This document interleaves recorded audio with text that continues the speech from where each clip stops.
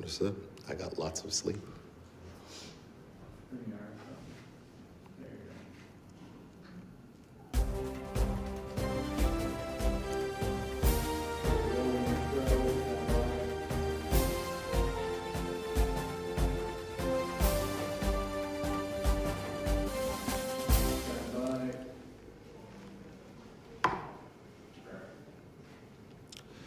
Good afternoon to members of the media and to the people of Bermuda. I have a relatively extensive statement in advance of taking questions from the media.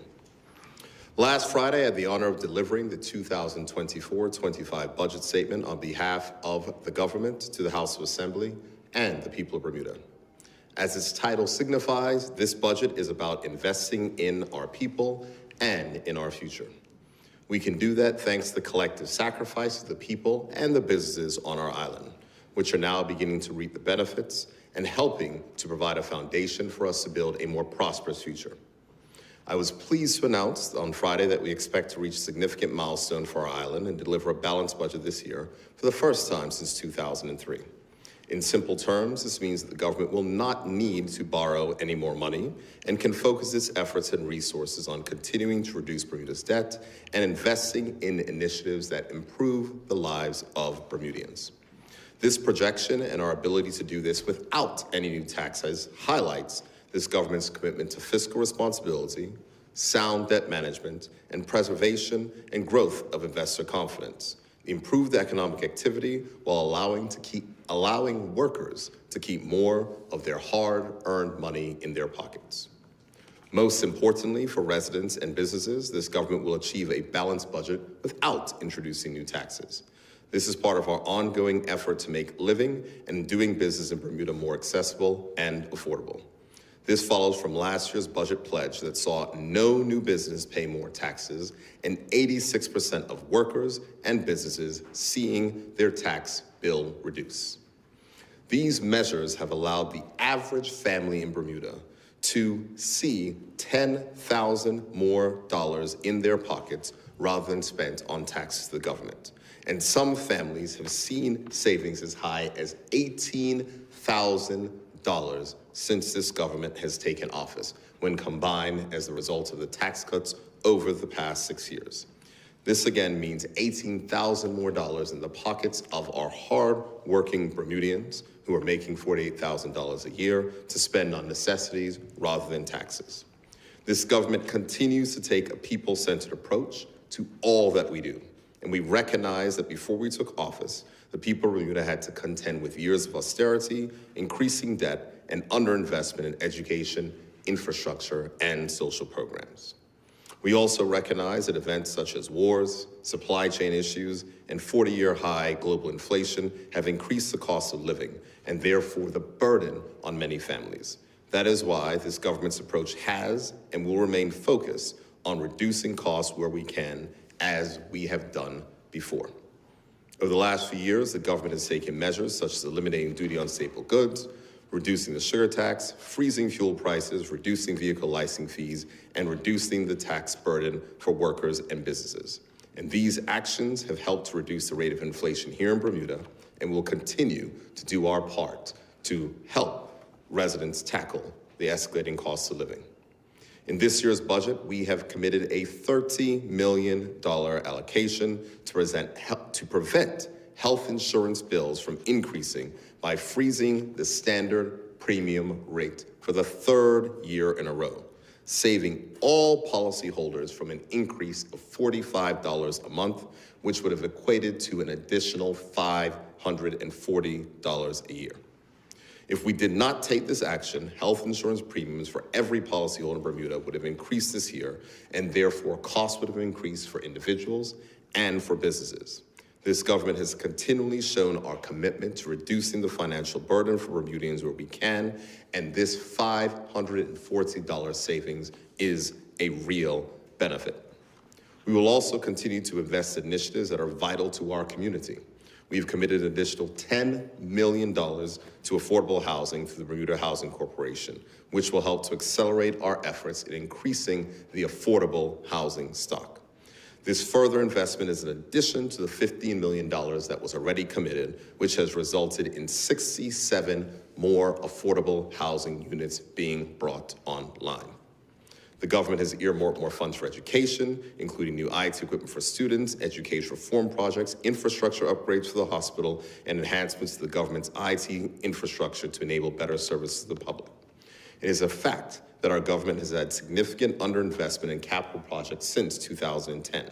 And in the budget statement, I highlighted our need to target the recommended benchmark of 2% of GDP for capital investment to ensure that our infrastructure does not reach this state again for future generations. This again highlights the importance of sound financial policy, prudent management and investment, which this government will continue to exemplify. Looking to last year's budget, this is an important point, the deficit is expected to be just $28 million. $42 million, or 60% below the original estimate of $70 million, and a $38 million reduction compared to the previous year.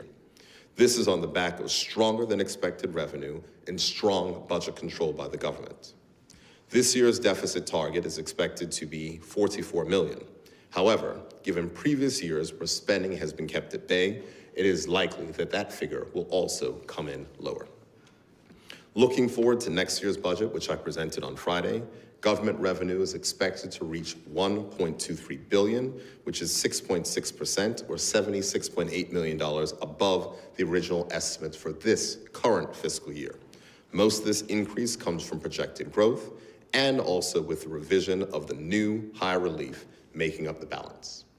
Current account expenditure is forecast at $992 million, and this increase of $19.4 million above this year's figures is largely attributed to union pay agreements, which total $20 million of additional pay, benefits, and overheads.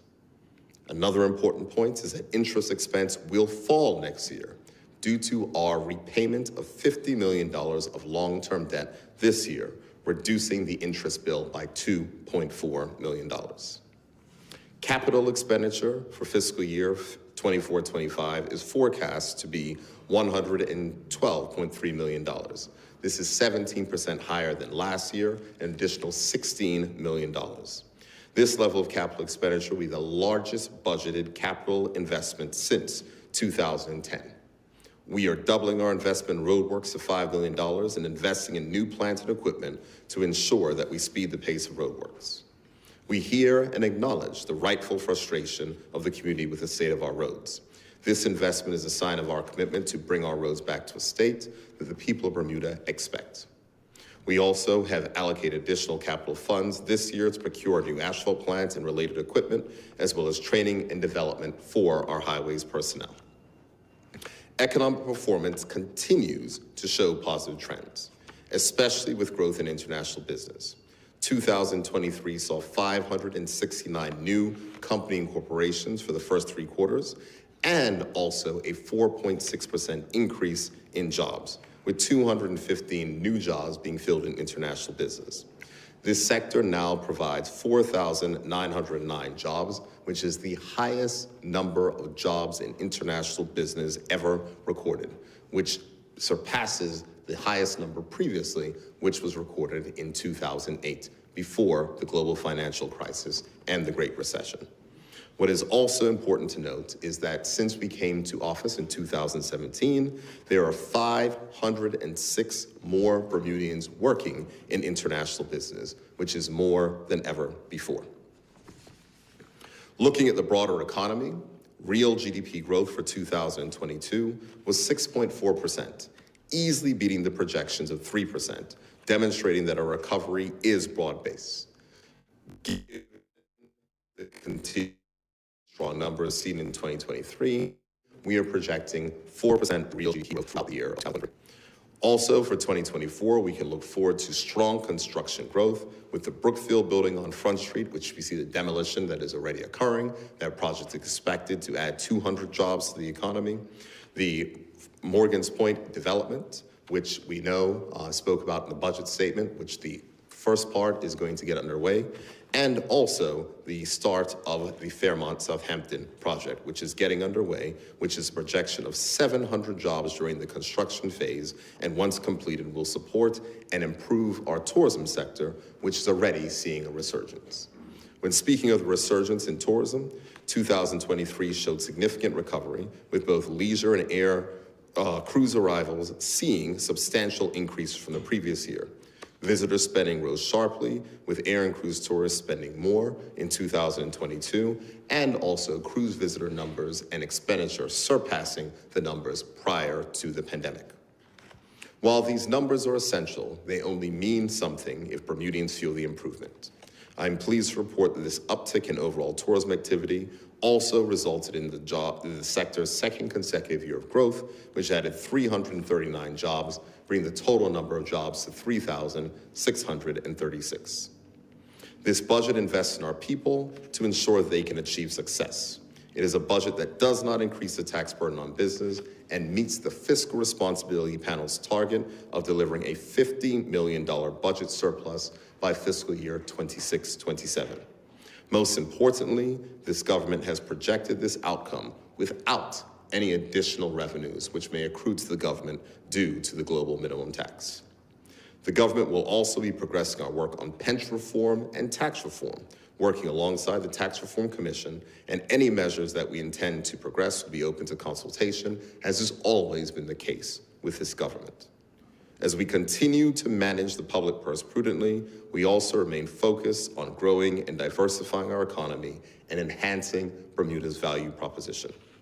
This government firmly believes that a thriving business environment is critical to the success of our economy, and that is why we will continue to execute the strategic priorities of our economic development strategy and improve conditions for businesses to set up, grow, and operate successfully.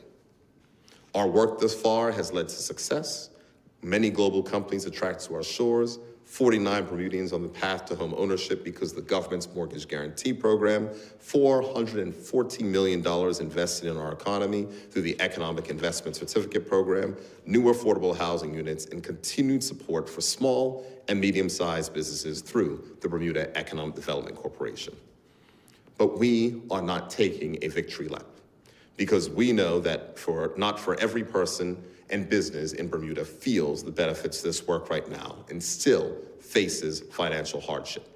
We recognize that there is still much more work to be done, and this government will continue to do the necessary work so our island and our people can return stability and prosperity. However, it is no doubt that this budget is a milestone, because with a delivery of a balanced budget, meaning that the government is no longer borrowing money, that means that in future years there'll be more space for investment in our infrastructure, investment in our people, investment in vital services, and also seeing lower interest rates for the government debt. Again, I'd like to thank the Ministry of Finance team, led by Acting Financial Secretary Ms. Cheryl Lister, and send special thanks to the Budget Office and the Director, Ms. Tina Tucker, for their outstanding work in putting this year's budget together. I want to thank MP Joshe Adams for his hard work and support in the budget statement, as well as the Department of Communications and all public officers who contributed to this collective work. With that, I'm happy to take questions from members of the media. Very good, Clear. Thank you very much for your presentation. Jonathan, we'll open it up with you. Jonathan from the Royal Gazette. Jonathan Brown. Afternoon, Sarah. Thanks for having us. My first question for you was, and there were a lot of very encouraging things in the budget, and obviously the balanced budget. It sounded, to me at least, heavier than usual on politics. Is it fair to ask if this was an election budget? Well, the one thing I'll say, Jonathan, is that the opposition has branded this an election budget for 3 years in a row. And as I have said inside of my statement, the budget statement itself, somehow the opposition seems to confuse our views for reducing taxes for workers, for making sure that we reduce the burden of taxation for those persons in the economy who need it the most, as an election budget. But this is what we deliver year in and year out, and which we will continue to do. Do I agree that it was heavier on politics than normal? No, I do not, because I believe that it is important to make sure you draw a contrast. I thought it was remarkable that the opposition actually had the temerity to say that former Minister of Finance had predicted a balanced budget in 2019 and that was not delivered, without remembering the reason for that non-delivery was the debacle of Morgan's Point, which cost the taxpayer of this country over $200 million. So it is important that in a budget statement, which is a political document as well as a government document, that we set out where we stand. And I think it's important to note, if you look at other jurisdictions around the region, though I spoke for 2 hours, many other leaders in the Caribbean who deliver their budget statements speak for 4 hours or up to 6 hours, and the opposition is only given 24 hours to reply. So I hope with their week that they will make the best use of it and present actual solutions to the challenges that we have rather than platitudes of which we've been used to. Okay. I'll move on. So we've got a wiggle room in there of, I believe, $710,000 to stay on track as a balanced budget. How confident are you, barring any contingencies, that we will be able to definitely deliver a balanced budget? I'm incredibly confident that we'll be able to deliver this budget. I think, as you've seen, the example that I gave and the remarks that I just gave is that last year, February, we predicted that the 2022-23 budget deficit was going to be $77 million, and it came in at $28 million. We do exercise very strong budget control, some of those things that I highlighted at the Chamber of Commerce breakfast earlier today. I'm expecting that the $44 million projection, which is the best information we have right now, may also be narrowed as we move forward. And so I am incredibly confident that we will hit this particular target. We have seen growth in the economy. We know the revision of the new higher tax credit will lead to $30 million of additional revenue. And we are confident that with the continued improvements in tourism and other measures that we will see this balanced budget target achieved. Thanks. Number 3 from me, and it's as much for my guidance as anything else. Is it fair to say that balancing this budget rests on the money that we borrowed back when the pandemic hit and it looked like we were going to have to need a lot more money, and it's come below what we expected it to? Well, that would not be what balancing the budget would be, but I'll get to the point at which you're making. Certainly, the balancing the budget this year is because the government has managed to hold the line on expenditure as much as possible while boosting economic growth. If we look at what the Fiscal Responsibility Panel, who is an independent panel, said, and it's quoted inside the budget statement, they said that the government has largely held the line on expenses and growth has fed into budget deficit reduction. In regards to the question which you're asking about the money that was borrowed during the pandemic, yes, we had an economic recovery plan. That economic recovery plan said that we would borrow about $422 million over the time being. We have borrowed less, and what that excess borrowing has allowed us to do this year is, when faced with families and businesses who are going to be faced with an increased burden of health insurance rates, we have used those funds to buttress that so that the rates, the standard premium rate from the government of Bermuda, will not be going up. And it's a reminder that every health insurance plan in Bermuda, whether it's HIP, whether it's Future Care, whether it is the government insurance program, or whether it's the private sector insurers, of which you would be a part of with your employer, all have a portion of the standard premium rate. That rate will be frozen for the 3rd year in a row, which is a tangible demonstration that this government wants to make sure that the benefits of the collective sacrifice to get us to this balanced budget place, instead of that money just sitting in a bank, can be put to work for the Bermudian people to shield them from an increase in health insurance rates this year. And that was very encouraging news. So it's a 1-year freeze on the standard health premium. Mm-hmm. How do we keep it that way and not, for want of a better term, kick the can down the road? Well, I don't think it's a question of kicking the can down the road. I think what we have to recognize that in Bermuda, health insurance, just as globally, health insurance rates are a function of us living longer. The more longer we live, the more medical technology that exists, the more expensive healthcare becomes. And so that is the reason why it is vital that we focus on the matters of healthcare reform. You would see inside of the statement, we targeted a launch for the core benefits package of our new universal healthcare program to go live July 1st, 2025. And it's an important place that we're working towards. But healthcare is complex. But when we talk about health insurance is a function of utilization. Every time you go and get a test, that means that the health insurance funds have to pay for that test. That is where that's coming from. So health insurance inflation is not coming from the government. It is coming from utilization in the private sector. It is coming from utilization when we go to get those tests and those other things. And that's why it's so important on other measures that we focus on long-term health and well-being. The budget spoke to the fact that the government is rebooting the healthy living campaigns. It's vital that we have a healthier society, which reduces the amount of time that we need to access healthcare. It's also important that we have early intervention. So when we're talking about whether it's a mental health pathway, whether it's the first 1,000 days initiative, to make sure that we are taking care of healthcare needs when they arise versus whether they become urgent and more expensive. Got it. So last one for me. I saw the road budget doubling to $5 million. I'm sure I heard Colonel Burt say that really to get the job done, we were looking at something in the region of 100 million over 10 years. Mm-hmm. So wasn't just 5 million was what we had to add to it? Could there not have been more, diverted elsewhere, given just simply that roads are something that we have been... So let me answer that question in complete frank fashion. I could have easily said, and let's cut a few of these other numbers to put $10 million into the road budget to make a political statement.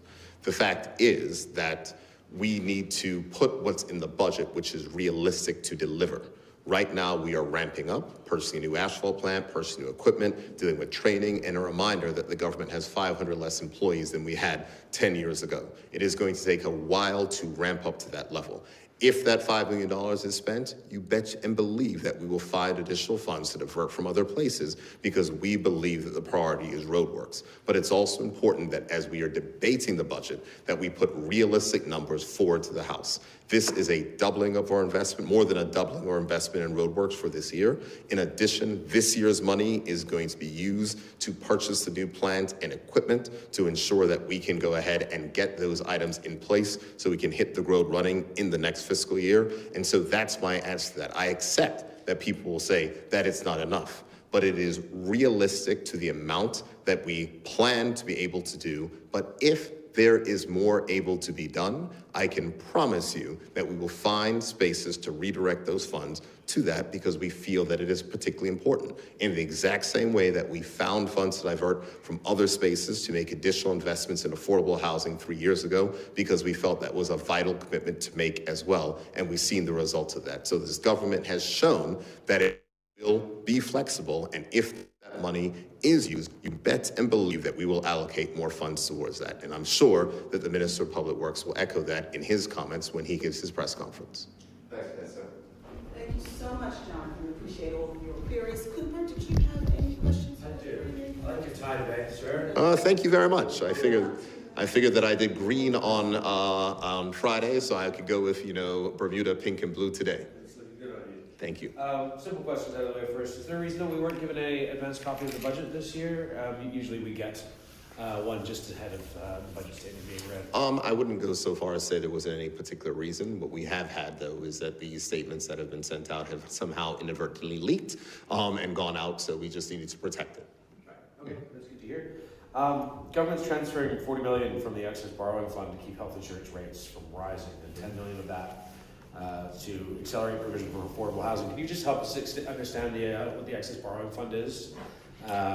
Is it related to the sinking fund? Can we find that fund in the budget? Okay, I'm happy to explain that. And just to clarify the numbers, it's $30 million for health insurance and $10 million for housing. Just to make sure, because I've seen some people say 50 and no, it's 40 in total. So the sinking fund was established as the government borrowing sinking fund that exists. In 2013, former Minister of Finance Bob Richards, when he went to the market to borrow the $800 million that was supposed to carry through the entire term of the OBA's term in office, and we know that it expired after 3 years, they had to go back to the market. But there was an amendment that was made to, getting very technical here now, the Government Loans Act. The Government Loans Act is the act that sets up the sinking fund. the sinking fund is technically now divided into two different baskets. There's the regular sinking fund, the traditional sinking fund that exists. And then there is the excess borrowing portion of the sinking fund, which came forward from that 2013 amendment. So if what the government used to do was borrow money from year to year and every year, and it was thought that it would be more efficient and better to borrow larger sums of money over the longer term with a larger offering, you can get lower rates, better competitive pricing, attract more institutional investors. And so it was decided at that time, supported by borrowings of which we have done, such as our former Minister of Finance did during the pandemic, that you borrow for what you think you'll need over a time horizon. We had our economic recovery plan. Our economic recovery plan said that they will estimate that we'll need this amount of money during the time to carry us over through the pandemic. That money is borrowed, but that money goes into the excess borrowing fund because the sinking fund is divided into two portions. In the excess borrowing fund itself, underneath law, excess borrowing funds can only be used for two purposes currently: to cover deficits, of which we are not expecting any deficits, or those funds are invested to make sure that you can have them when you need to pay the deficits. Unlike the traditional portion of the sinking fund, where those funds can be used to retire long-term debt. So it's important to note that we have to make sure that we follow the law. The Accountant General makes sure that we follow the law insofar as these particular funds. And so that's why I speak about the excess borrowing fund. There is a distinction inside of the sinking fund where there are funds that were borrowed to cover future deficits, in this case which we're using. As I said, we are not expecting significant future deficits. And so those funds can only be used to cover future deficits or to be invested for the use of future deficits. But given that we are not predicting any future deficits, we thought that it right and prudent to find a way to put that money to use. And given the fact that the country has sacrificed, workers and businesses have sacrificed in order for us to make ourselves and get ourselves to a place of a balanced budget. As I said in the statement, we want to share the benefits of collective sacrifice and to go ahead and use those. So even if you look at where we were from last year, we were in a $49 million position, better than we were last year. Yes, these are funds that were borrowed to carry us over through the pandemic, but we believe that it is a good use of those funds to shield Bermudians and employers from an increase of $540 a year in their health insurance costs. So is this an expense or a transfer? It's transfer. Right, gotcha. And so it's not robbing Peter to pay Paul? It is not an expense, as some misinformed persons may say on Twitter, such as the Shadow Minister of Finance, who decided to say something. It is not an expense, because if it was an expense, because remember, health insurance funds aren't expenses of the government. They are what everyone pays in as their premiums, and it goes to the mutual reinsurance fund. We are making a transfer from these excess borrowing funds to the mutual reinsurance fund in that particular case and instance. This is not a traditional and regular government expense, no. Our government's employer portion of health insurance of GEHI payments fully paid and up to date? I believe so. They have to be paid. That's why we said there's an additional allocation inside of the overheads line inside the budget. So absolutely, those things are paid on a regular basis. We increase that this year due to the fact that we are expecting a little bit more hiring to fill those hard-to-fill posts, which we've spoken about, but also we have to pay increased pension benefits due to the fact of union pay awards. Moving on, there's an estimated 24.2 million increase in salaries for 2024-25, 4.8 million increase in wages. Why is a 29 million increase in government salaries wages estimated for the year? Because of union agreements that took place last year. I'm not entirely certain if those numbers are accurate, as those numbers have been provided, because I think as a statement, the budget statement, that the increase in salaries is about 20 million, so that might be a misreading between revised and estimates. But either way, in the budget statement, we had union agreements. Last year, we said that the only provision for increases in our current account expenditure would be for union agreements. There was a union agreement that was made with all of the major unions that did see an increase that resulted in a $20 million increase to the government's pay, benefits, and overheads bill, and that's reflected inside of the increase in year's current account spending from last year's spending of $972 to this year at $992. Million. Residential and social services have played a significant role in a revised $12.5 million increase in estimated CA expenditures last year. Since those are expenses that can happen sort of on the fly, how will you stick to this year's estimates for those areas? Can you repeat the question one more time? Grants and contributions and professional services have played a significant role in a revised $12.5 million increase in estimated CA expenditures last year. Since those are expenses that can happen on the fly, how will you stick to this year's estimates for those areas? Well, I think that the increase in grants is attributed plain and simply to the additional grant that was given to the Bermuda Hospitals Board.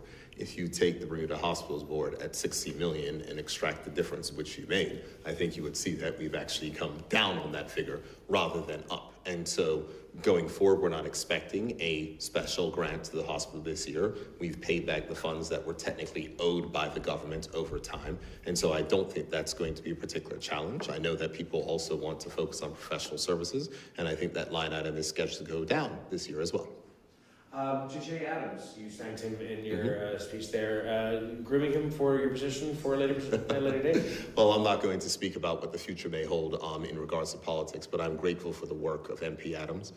He's not only assisted myself as Minister of Finance, he also assisted the former Minister of Finance. He's an integral part of the Ministry of Finance team, and he's been responsible for the delivery of a number of government initiatives. The Mortgage Guarantee Program was his initiative that he took from beginning to completion, and it's seen 49 Bermudians on the path to home ownership, and also expanding those particular proposals to include more persons who can take advantage. And I think we need to have a competitive banking environment in Bermuda. And one of the things that I highlighted inside the budget speech, which I would be remiss if I did not take this opportunity, is to say that not all banks in Bermuda have increased their mortgage rates. The government last year eliminated stamp duty on mortgage transfers. That means if you can get a better rate for your mortgage at a different bank, you have the power to move it without paying any tax to the government. And we know that persons have taken advantage of that and have saved themselves thousands of dollars on their mortgage repayments. Last question. Government intends to commit a very big number, $112.3 million to capital projects. However, when actual figures come in 2 years later, capital expenditure spending is often an area where government spends less than planned. How will you keep to this commitment to capital spending while maintaining a surplus? Well, that is a great question. And so if we hit the number, then we will still have a budget surplus. But one of the things of which I had mentioned is the government has about 500 or 600 less people employed in it than we did back 10 years ago. And it's important that we look to ramp up in certain areas. One of the areas of which I have spoken about is the space of engineers. And engineers, the people who serve as project managers who work on these particular items. Unfortunately, the government hires these people out of school, they get their training, their certifications, they're lured to the private sector for significantly higher salaries. We have a number of people who have come on, a number of young people who have come on, who are pushing and advancing projects, and we have to make sure that we increase the capacity in order to deliver. I think the Minister of Public Works is well aware of the need to go ahead. We have seen capital account expenditure increase this year, so we have been able to spend more of the funds, and we're going to continue to make sure that we do that. But part of this challenge as well about the not spending those funds has been due to supply chain challenges as well, the difficulty in long-time sourcing. Some of those things are easing, and also there's a need to make sure we invest in equipment because it's difficult to do certain things if the equipment keeps breaking down, and that is the reason why we're investing in new equipment to make sure that we can better deliver what we said we are set out to do. Thank you very much, Cooper. Thank you very much. Jonathan Cooper, do you have any closing words?